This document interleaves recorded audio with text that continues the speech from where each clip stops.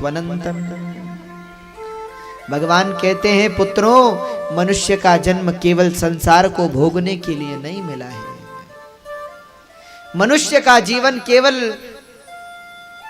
सुधा, भोग, भय, निद्रा इनके लिए नहीं।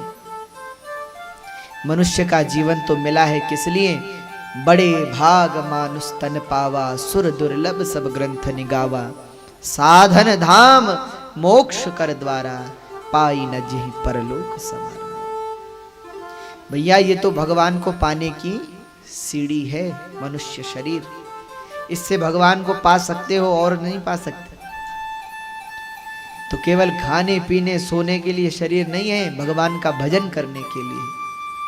नहीं तो आहार निद्रा भय सत्वतित्वम सामान्य में तत्पशुभिर्नराणाम। भोजन हम भी करते हैं, भोजन पशु भी करता है, नींद हमें भी आती है, नींद पशु को भी आती है। पर लेकिन हम में और पशु में अंतर क्या है, जरा विचार कीजिए।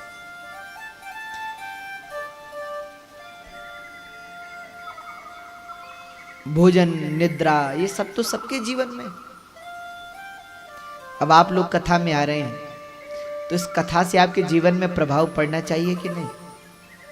पड़ना चाहिए, क्योंकि अगर जीवन में प्रभाव पड़ेगा तब तो हमारी कथा सफल होगी।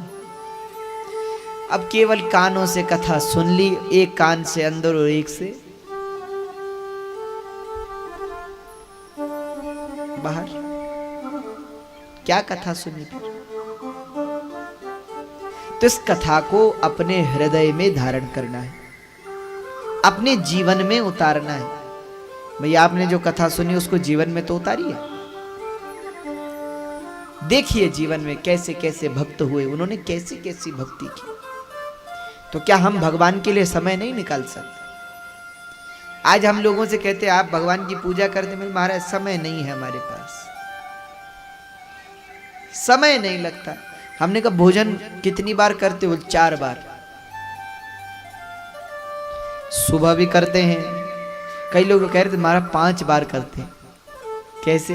हमने पूछा, बोले एक तो बिना स्नान के, न तो स्नान न कुछ, सबसे पहले उठना और चाय देवी को नमस्कार करना। नमो देव्यै चा देव्यै तपेली गर्भ संभूता तुभ्यम नमो चिनकी कुमारी। एक महात्मा जी थे, वो सुबह उठ करके जब चाय लेते थे तो उसको नमस्कार करते थे, तो कहते थे नमो देव्यै चा देव्यै तपेली गर्भ संभूता तुभ्यम नमो चिनकी कुमारी। चीन से आई है भारत में, चीन कुमारी है और तपेली गर्भ संभूता। हमने कहा इसका मतलब, बोले पतेली में बनती है, पतेली के गर्भ से जिसका जन्म हुआ है, ऐसी चाय देवी है। और एक तो बड़ा सुंदर बोले, हमने कहा आप चाय क्यों लेते हैं, इतनी चाय? कई लोगों को तो हमने देखा कि भगवान, वो कहते भोजन मिले न मिले बस चाय मिले। हाँ? तो उनके पास तो जैसे पानी का फिल्टर होता है ना, वैसा भर करके रख दीजिए, उनका जब जब मन करे निकाले और पिए। हमने कईयों से कहा कि चाय क्यों लेते इतनी ज्यादा? पहले तो उन्होंने अपनी परेशानी बताई कि ऐसा ऐसा होता है। हमने कहा फिर भी इतनी ज्यादा? तो बोले महाराज गीता में भगवान कृष्ण ने कहा है कि सबकी सुबह सुबह की चाय मैं हूं, इसलिए हम चाय पीते। हमने कहा लिखा कहाँ है, हमने तो नहीं पढ़ा आज तक। तो बोले गीता में भगवान कहते हैं सर्वस्व चाहम, सर्वस्य सर्वस्व चा अहम, सबकी चाय मैं हूं। और भगवान की विभूति है, इसलिए इसको सुबह सुबह नमस्कार करते हैं, पीते हैं। फिर जब जब समय मिलता है तो तब तब भगवान को याद करते हैं, चाय को याद करते हैं। पर भैया व्यसन जीवन में नहीं होना चाहिए। कईयों को तो हमने ऐसा देखा कि उनका दिन ही शुरू नहीं होता, जब नहीं मिले तो दिन भर परेशान रहेंगे। व्यसन तो किसी का भी हो अच्छा नहीं, व्यसन कभी किसी का मत कीजिए, अच्छी बातों का भी व्यसन मत कीजिए।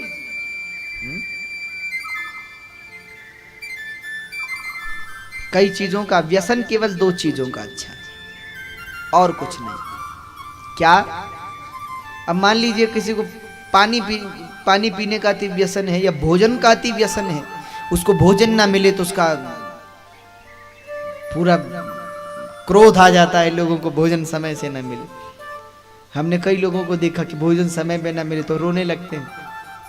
वो बड़े बड़े लोग, भोजन का ऐसा व्यसन है उनके जीवन में, भोजन के लिए इतनी उनकी जिह्वा, कईयों की जिह्वा इतनी बिगड़ी हुई रहती है कि भैया व्रत के दिन उन्हें भोजन दिखाओ तो फिर वो व्रत तोड़ने को तैयार हो जाते हैं। तो व्यसन केवल दो चीजों का, नशा हो तो जो दो चीजों का, किस किस का? एक तो भगवान की भक्ति, दूसरा विद्या व्यसनम अथवा हरिपाद सेवनम, शास्त्र कह रहे। या तो विद्या का व्यसन हो, पढ़ाई लिखाई का हो, और या तो भगवान की भक्ति का हो। तो इन दो व्यसनों को जीवन में कीजिए। जैसे चाय पीने की सुबह सुबह आदत है, नहीं मिले तो परेशान हो जाते, वैसे आदत बनाइए सुबह उठ करके भगवान का नाम लेने की। जब जगो तो राम राम कृष्ण कृष्ण कहते हुए हमारी निद्रा खुले, रात में सोए तो राम राम कृष्ण कृष्ण कहते हुए सोए। कई लोग कहते हैं हमको महाराज नींद नहीं आती, रात में बहुत देर देर तक नींद नहीं आती। तो एक काम करो, सोते सोते कृष्ण कृष्ण कृष्ण कृष्ण या शिव शिव शिव शिव या राम राम राम राम बोलते जाओ, अपने आप नींद आ जाएगी। पर लेकिन तो फिर भोजन कहते हम 5 बार करते। हमने कहा कैसे? तो बोले पहले तो सुबह उठ करके चाय के साथ अल्पाहार। अब हम वैष्णवों में तो यहां तक विधान है कि बिन स्नान किए कुछ नहीं लेते, पर लेकिन सुबह उठ करके उसके बाद स्नान के बाद ब्रेकफास्ट। हाँ, अच्छा किसी से हमने पूछा ब्रेकफास्ट मतलब? बोले हमारे ब्रेक मतलब रोकना, फास्ट मतलब व्रत। रात भर हम व्रत करते हैं सोते समय, तो उसको तोड़ते हैं सुबह, तो ब्रेकफास्ट करते हैं। तो फिर सुबह नाश्ता, उसके बाद दिन में भोजन लंच,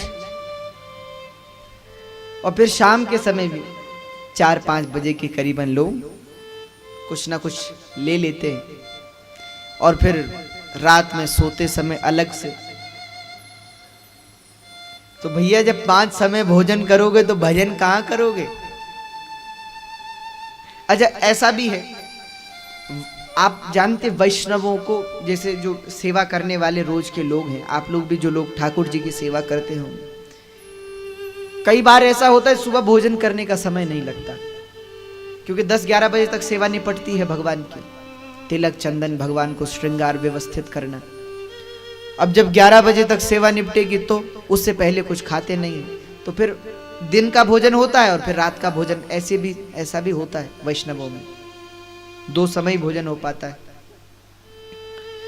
तो ऐसा नहीं है कि भोजन ना करें, भोजन करें, पर जब हम 5 समय भोजन के लिए निकाल सकते हैं तो क्या 2 समय पूजा के लिए नहीं निकाल सकते?